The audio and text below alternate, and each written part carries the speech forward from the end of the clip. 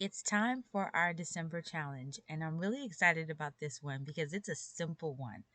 This is not something that you have to do for the next 30 days. Really, potentially, you could just do it one time and then you're done with the challenge. You can do that, right? Just one simple challenge, one day to do this. So, if you're curious about what our challenge is, and it's going to involve you being able to take something off your plate, yay! You can do that. So, if you're interested, then go ahead and grab your caramel latte with a little bit of, it has to be dairy free, whipped cream. But for you, choose whatever you need, and let's dive in. Cue the music. Have you ever felt overwhelmed by homeschooling? I don't know about you, but sometimes as a homeschooling mom, it feels like I have so much on my plate that I can hardly catch my breath. Well, if you've ever felt that way, then you're in the right place, because this is the Catch Your Breath podcast. I'm Inga Masick, certified life coach and a mental wellness advocate. With over 3 decades in education and over 10 years homeschooling, I'm right there in the trenches with you. In this podcast, we're going to dive into some actionable strategies that are not only going to help you manage your stress, but also help you to have more joy, freedom, and balance in your homeschooling journey. So if you're ready to go from simply striving to truly thriving, then let's breathe through homeschooling together. Are you ready? It's time to catch your breath.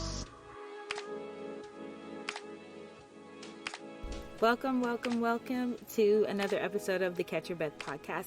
I'm excited that you're here. If this is your first time here, then you have tuned into a place where we're going to talk about what stresses you out the most, what you can do about it, and then some really easy things to make homeschool less stressful.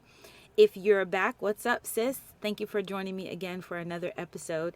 And today I'm excited about this episode because we're going to be talking about our December challenge. I like to challenge myself each month to do something different, to try to step it up in some way, and I love to bring you along on that journey. So we're going to be talking about our challenge for this month, and it is super duper easy. So if you're listening to this and it's not December, you still can do this challenge because it applies throughout. But before we jump in, I just want to say hello. How are you doing? How has your Christmas season been so far? I know it can be a little bit stressful. There can be a lot going on, but I'm hoping that you've been tuning into our series where we've been diving into some of the specific things that we can do to make this Christmas season less stressful, more enjoyable, and truly to be present. We are focusing on presence over perfect and presence in terms of you being there. I hope that you're able to do that. And as you're doing that through the Christmas season, that you are able to take some of the things that we're doing and apply it through your homeschool because it's all applicable. It all works. So in this episode, we're just going to talk about what our December challenge is. And I'm actually excited about this challenge because I've already been challenging myself to do this, and I have been doing it. And I thought this is a good one because it's super easy. What is the focus of December? The focus of December is to subtract. Yep, we're doing some math.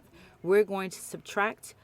Usually I say one thing, but as you look at all of the things on your list, you're going to determine how many of those things do you actually need to subtract. This year I had to practice that for myself because we just have a lot of things going on. And honestly, I started out with the exhaustion. I started out feeling like I don't know if I'm going to be able to do all of the things that I want to do. And so it felt already before we even started, I felt stressed because I felt the obligation to do a lot of what I had planned, what I had done in the past. And so that caused me to have some stress because I already started out the gate feeling less than. I really would love to do these things, but I know that I don't feel like I have capacity to do it. And so what does that say about me? There's something wrong with me, and I'm already starting to beat up on myself, and that's how my brain works, friend. So it just kind of goes through that spiral. And that I just realized was not okay because I was starting out looking to the season of like, ugh, man. And I don't ever want to be in that place. So one of the things that I had to do was look at all of what I was trying to do, and a lot of what I've been talking through the series with you, that's what I've been doing, is looking at all of the list of what I want to do. Been looking at simplifying, I've been looking at delegating, been doing all of those things that we've talked about. But then I've also been saying, all right, are there some things I can take off this list?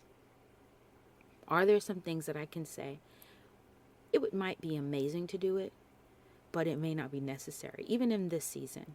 And I have been able to take that off. I started with one, and I think at this point I've taken two things off of the list. And I did the process that I talked about in the previous episode. So I sat with my family and said, hey, let's talk about those really impactful traditional things that like we have to do it this year. What are those things that you love?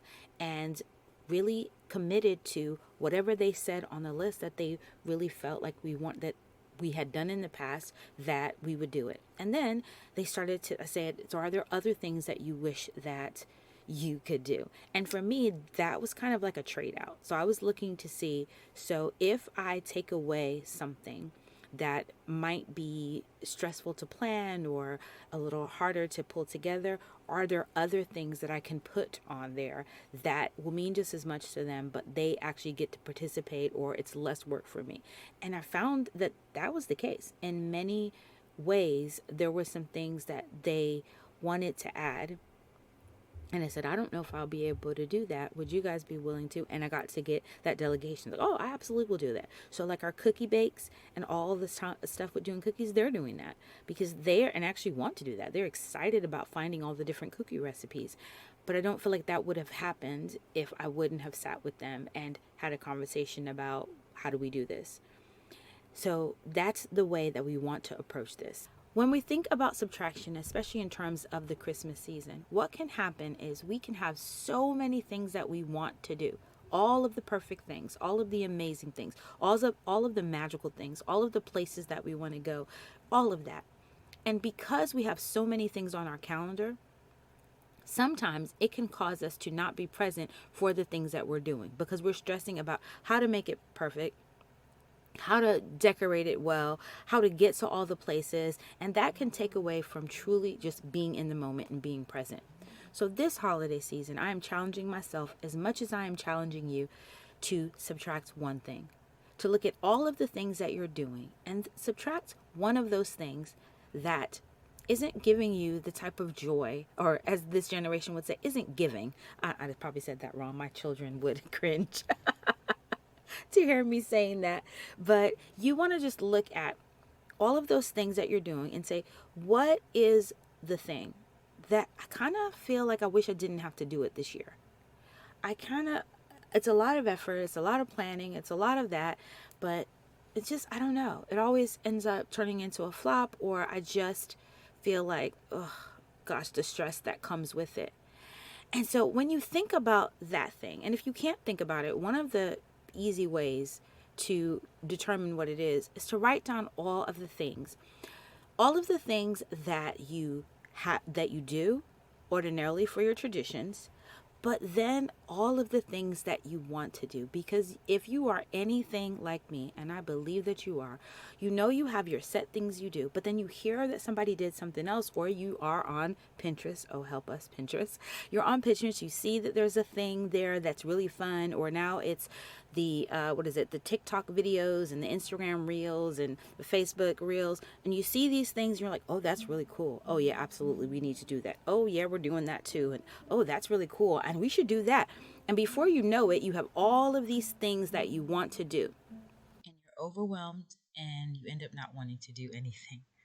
So what we want to do when we think about this whole subtraction thing is we want to write down all of the different things that we have done or that we want to do, all of the things that we're thinking about, adding, the events, just everything. Write that down. And then we want to go through. And it's helpful if we can put it on a calendar, because sometimes when you look at the calendar and you see how packed it is, then it makes more sense to say, I don't have any white space here. Let me have some margin. Let me mark it off. But when you're looking at it, I don't want to give you like a set of stringent questions or rules to ask. But I would say that you just want to ask yourself, is there anything on here that I wish I could take off, so that I can have more time to spend with the family, to relax, to take care of myself, all of that.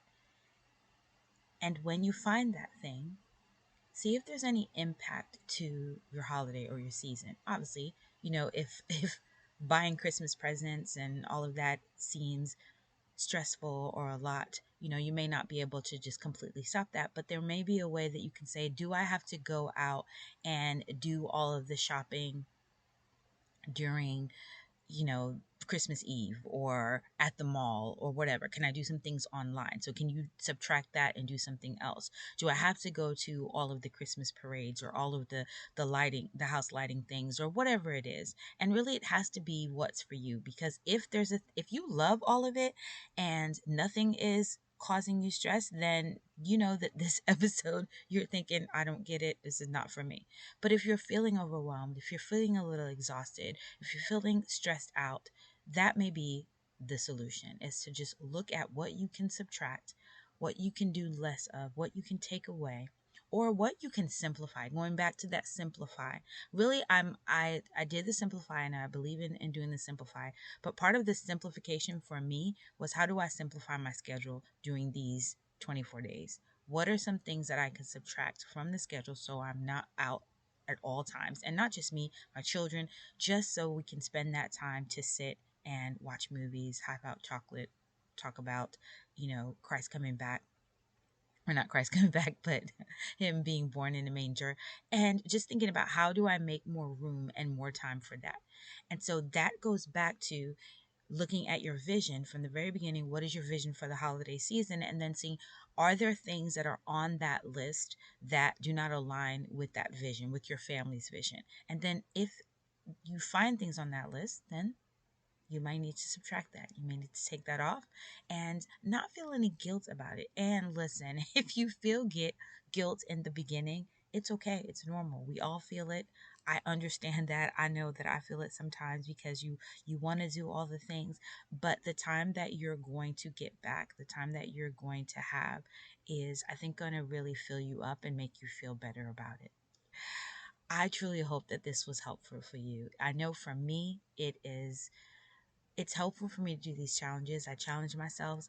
Completely honest with you, let me be transparent and vulnerable. I don't always do a great job in challenging myself, which is why it's so great to have accountability and other people doing it with you. But this one, I think, has been really helpful to me during this season. And I said that you could take this and apply it to homeschooling. 100% you can. So if you're looking at all of the things that you're doing, whether it be your co-ops, whether it be different subjects, whether it be, field trips that you're doing, the different curriculum, all the stuff throughout your day, and you're starting to feel overwhelmed, one of the things you can do is look at, what can you subtract? You want to simplify, you want to subtract. And simplifying your schedule truly can be meaning you need to subtract. And I have done this in seasons of my homeschooling where I did not want to, where it was hard. It was so hard to subtract some of the good things, because you think, well, it's a good thing, so obviously I don't need to subtract it. But when you're looking at having 50 good things on your schedule, you can't truly enjoy all of those 50 good things if you're feeling overwhelmed and exhausted and stressed out, having to get out and do it, or get all the materials, or whatever it is. So once you practice this, subtracting in this season, then definitely you can take that and put it not just in your homeschooling, but honestly in your life. It is going to reduce so much stress. I am telling you, just like I'm telling myself, I'm reminding myself when I'm feeling really weighted, to just say, wait a minute, am I doing too much? That is, I'm the queen. Let me tell you, I am the queen of doing too much. I know that. I finally accepted that. And now that I know that, I am trying to get off that throne quick, fast, and in a hurry, and do something different. I'm trying to recognize when I'm doing too much, and then I want to scale down. So let's practice this together during the month of December. This is a super simple one. You can do it over and over again whenever you're feeling that stress and the exhaustion come over, or you can just do it that one time, take off the one thing, and keep it moving.